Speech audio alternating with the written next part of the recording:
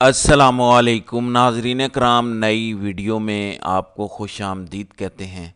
صورتحال میں ڈرامائی تبدیلی آ چکی ہے۔ کل میں نے آپ کو بتایا تھا کہ یہ ہفتہ بہت اہم ہوگا، اس ہفتے میں بہت کچھ کلیئر ہوگا، بلکہ سب کچھ واضح ہو جائے گا۔ رات کو قومی اسمبلی میں جو دھڑا دھڑ قانون سازی کی گئی، اس کے بعد سپریم کورٹ سے بڑی خبر آئی ہے۔ جسٹس منصور علی شاہ اور منیب اختر کے ایک فیصلے نے تہلکہ مچایا ہے۔ چیف جسٹس یحییٰ آفریدی، جن پر تمام تر نظریں تھیں، یحییٰ آفریدی کے حوالے سے بھی ایک بہت بڑی خبر سامنے آ چکی ہے۔ تفصیلات میں آپ کو بتا دیتا ہوں۔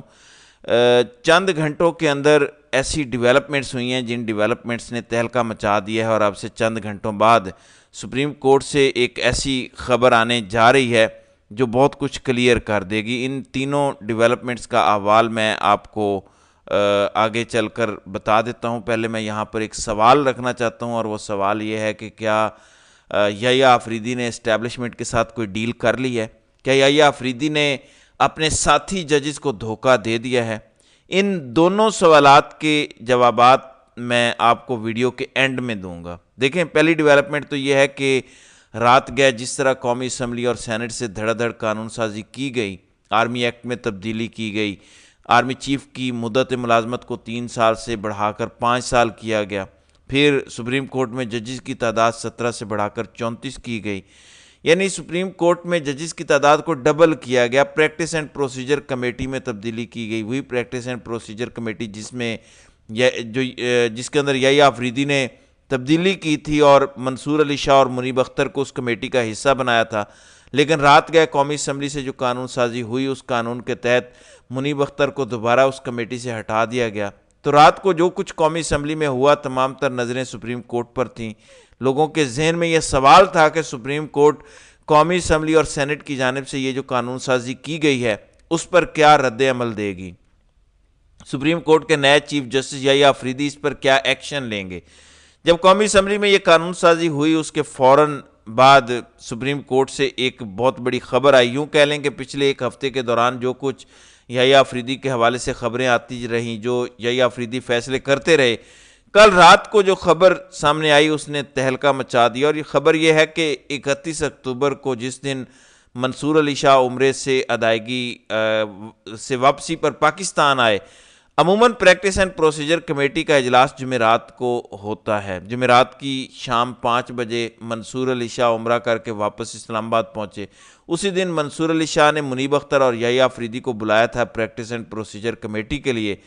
جسٹس منیب اختر تو اجلاس میں شرکت کے لیے پہنچے، یعنی ججز کمیٹی کا جو اجلاس ہونا تھا اس میں شرکت کے لیے پہنچے، لیکن انٹرسٹنگلی یحییٰ آفریدی اس اجلاس میں نہیں آئے۔ یہ بہت بڑی ڈیولپمنٹ ہے، بہت بڑی خبر ہے، آپ کو ساری صورتحال کا اندازہ ہو جائے گا۔ یحییٰ آفریدی اس اجلاس میں نہیں آئے تو یہ خبر ملی کہ منصور علی شاہ اور منیب اختر نے منیب اختر کے چیمبر میں ہی ججز کمیٹی کا 2 رکنی اجلاس کر لیا۔ ظاہر ہے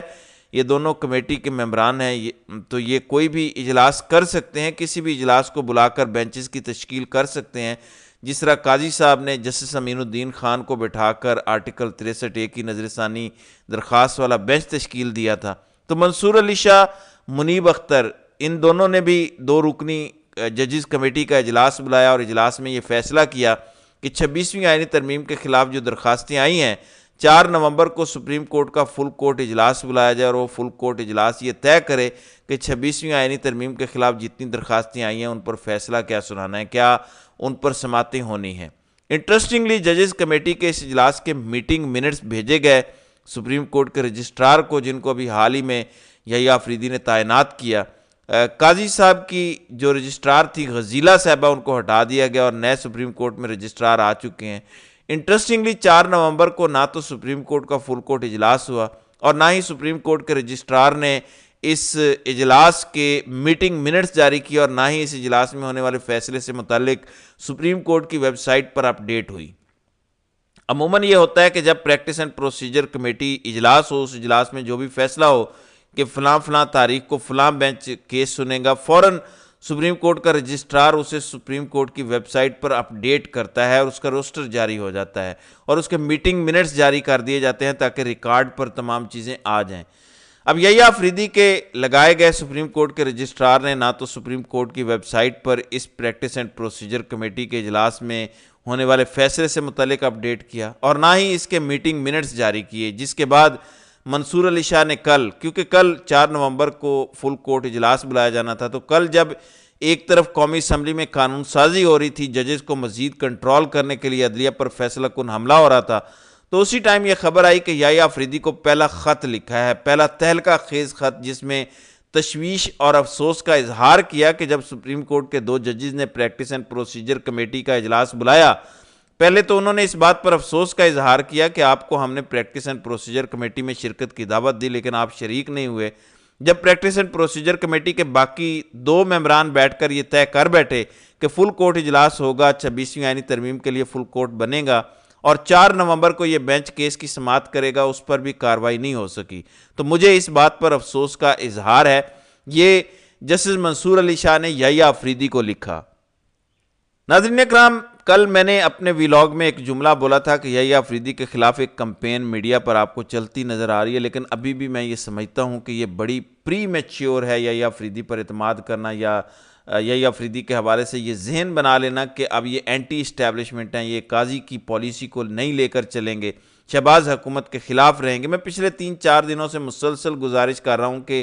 وہ تمام لوگ جو یحییٰ آفریدی سے اچھے کی توقع کر رہے ہیں، اس میں کوئی بری بات نہیں ہے، بالکل یحییٰ آفریدی سے اچھے کی توقع کرنی چاہیے، لیکن ابھی بہت ارلی ہے، اٹس ٹو ارلی ٹو سے اینی تھنگ، کہ یحییٰ آفریدی قاضی کی پالیسی کو لے کر نہیں چلیں گے، سپریم کورٹ کے ججز ڈٹ کر کھڑے ہو جائیں گے۔ گو کہ پہلے ہفتے میں یحییٰ آفریدی نے جو فیصلے کیے وہ بڑے اچھے تھے، لیکن جو خبر کل رات کو آئی جب قومی اسمبلی میں یہ بل منظور ہو رہے تھے، اس ٹائم جو خبر آئی کہ منصور علی شاہ تو پریکٹس اینڈ پروسیجر کمیٹی کا اجلاس بلانا چاہتے تھے، وہ تو 4 نومبر کو 26ویں آئینی ترمیم کے خلاف درخواستوں کو ٹیک اپ کرنا چاہتے تھے، لیکن یحییٰ آفریدی نے نہ تو پریکٹس اینڈ پروسیجر کمیٹی میں شرکت کی اور نہ ہی فل کورٹ بننے دیا۔ اس کا مطلب یہ ہے کہ کچھ تو ہے جس کی پردہ داری ہے۔ اب وہ 2 سوال جو میں نے شروع میں پوچھے تھے کہ کیا یحییٰ آفریدی نے اسٹیبلشمنٹ یا حکومت کے ساتھ مل کر کوئی ڈیل کر لی ہے، یا یحییٰ آفریدی اب خاموش ہو گئے ہیں، کیا یحییٰ آفریدی نے واقعی اپنے ساتھی ججز کو دھوکہ دیا ہے، تو آپ چند گھنٹے انتظار کر لیں، دیکھیں جو پچھلے چند گھنٹوں میں 2 ڈیولپمنٹس ہوئی ہیں، وہ دونوں ڈیولپمنٹس میں نے آپ کو بتا دی۔ پہلی ڈیولپمنٹ قومی اسمبلی میں اور دوسری ڈیولپمنٹ سپریم کورٹ میں ہوئی۔ تیسری ڈیولپمنٹ جو اب سے چند گھنٹوں بعد سپریم کورٹ میں ہونے جا رہی ہے، وہ بہت کچھ کلیئر کر دے گی، بلکہ واضح کر دے گی کہ سپریم کورٹ میں قاضی کی پالیسی چلے گی یا یحییٰ آفریدی سپریم کورٹ پر یا عدلیہ پر حملہ نہیں ہونے دیں گے، کیونکہ اب اس میں تو کوئی شک نہیں ہے کہ قومی اسمبلی کی جانب سے فیصلہ کن حملہ کر دیا گیا ہے، عدلیہ پر جو کچھ کل رات کو قومی اسمبلی سے ہو سکتا تھا وہ ہو چکا ہے۔ اب کیا یحییٰ آفریدی اس حملے کو ناکام بنائیں گے یا سپریم کورٹ کا نیا چیف جسٹس اس نظام کے ساتھ مل کر عدلیہ پر شب خون مارے گا؟ کچھ ہی دیر میں سپریم جوڈیشل کونسل کا اجلاس ہونے جا رہا ہے۔ یہ پہلا اجلاس ہے جو یحییٰ آفریدی کی سربراہی میں ہوگا، جس میں منصور علی شاہ اور منیب اختر بھی ہوں گے۔ 11 رکنی یہ سپریم جوڈیشل کونسل ہے جو اب سے چند گھنٹوں بعد سپریم کورٹ میں بیٹھے گا۔ جو فیصلے اس سپریم جوڈیشل کونسل کے اجلاس میں کیے جائیں گے، جو بھی ڈیسیژنز لیے جائیں گے، وہ تمام تر سوالات کے جوابات دے دیں گے۔ یعنی یحییٰ آفریدی آئین کے ساتھ، قانون کے ساتھ، اپنے ساتھی ججز کے ساتھ کھڑے ہوں گے، یا یحییٰ آفریدی قاضی کی طرح اس نظام کے ساتھ کھڑے ہوں گے، یہ اگلے چند گھنٹوں میں کلیئر ہو جائے گا۔ سپریم جوڈیشل کونسل کا اجلاس ان تمام سوالات کے جوابات دے دے گا جو پچھلے 1-1.5 ہفتے سے گردش کر رہے ہیں۔ مجھے یاد ہے 21 اکتوبر کو یحییٰ آفریدی نامزد ہوئے، پہلے تو یہ کہا جا رہا تھا کہ یحییٰ آفریدی اس نظام کے سہولت کار ہوں گے کیونکہ نظام نے ان کو چیف جسٹس بنایا۔ پھر یحییٰ آفریدی نے جو چند بڑے فیصلے دیے انہیں دیکھتے ہوئے کہا گیا کہ شہباز حکومت کو کوئی سرپرائز ملا ہے۔ میں آج بھی اپنی خبر پر قائم ہوں کہ یحییٰ آفریدی سپریم کورٹ کے سینئر ججز کو سپرسیڈ نہیں کرنا چاہتے تھے۔ 21 اکتوبر کو جب یحییٰ آفریدی کو چیف جسٹس کے